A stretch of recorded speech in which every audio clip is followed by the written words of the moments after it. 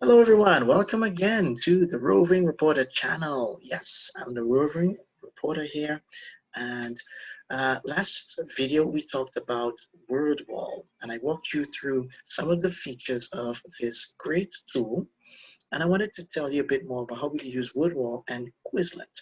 You may be already familiar with Quizlet, you use it with your students, but how about using both Quizlet and Wordwall to reinforce what you're doing with your students, revising content? Quizlet and Wordwall can be great for memory recall, and it helps to quite quickly revise content that they've already seen or to test their previous knowledge as well. But I wanted to focus on the idea of quick revision of content, and this can then expand into more discussion and maybe writing activities, speaking activities, going deeper, using the language in different contexts. But for the sake of quick recap or to quickly consolidate what they've learned, let's look at two activities we can use on Quizlet and on Wordwall.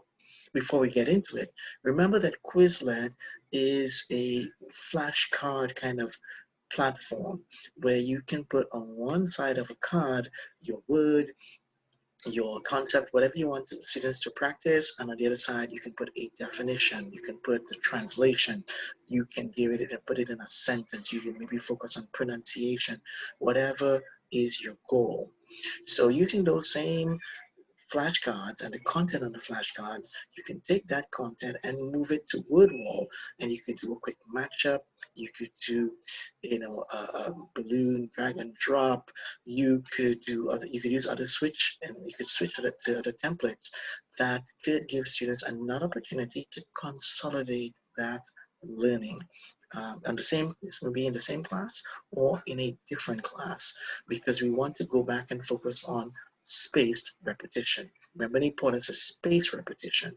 So the more chances they have of seeing the same content over different periods of time, the better. And also in terms of different format, also gives them a chance to visualize it and really access their let's say long-term memory, but not just long-term memory, but to make it more meaningful when they're revising.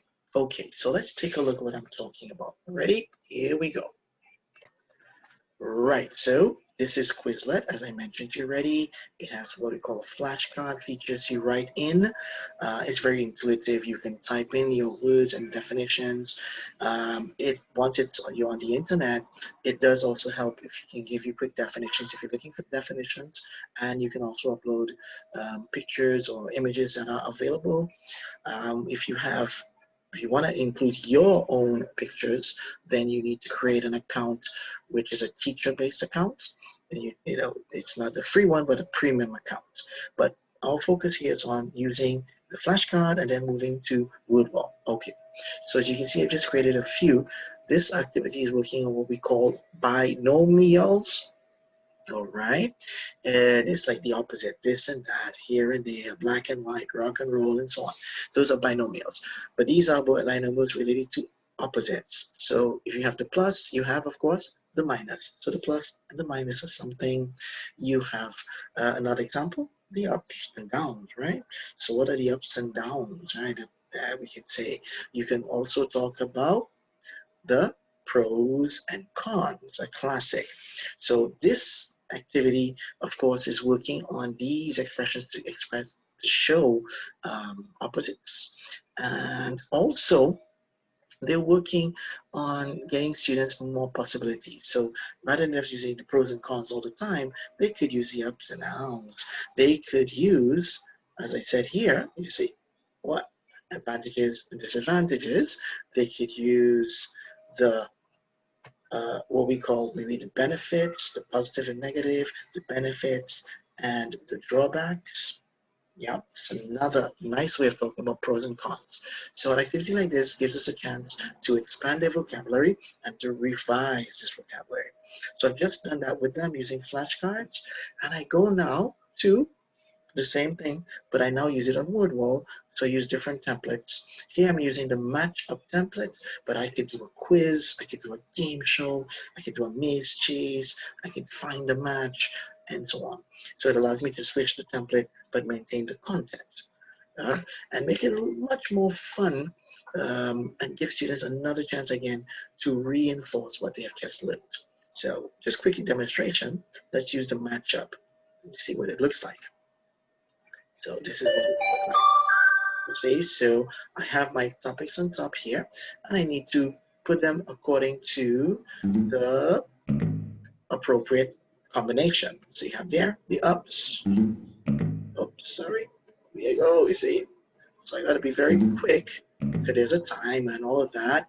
So the long and short, the ins and outs, the plus and minus, the pros and cons, the advantages and disadvantages, the positive and negatives, and then I can submit the answers. Once I've submitted, I'm good to go. And I can see if I got them right. Yeah, great. It shows you my time. I can see the answers if I want to go back.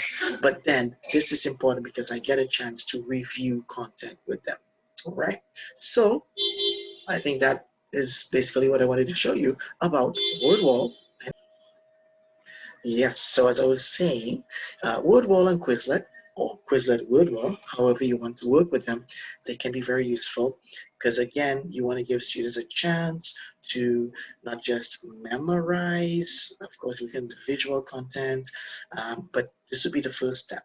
And if we're looking at the taxonomy, Bloom taxonomy, we think of students looking at memory and comprehending and then applying and analyzing, evaluating and creating.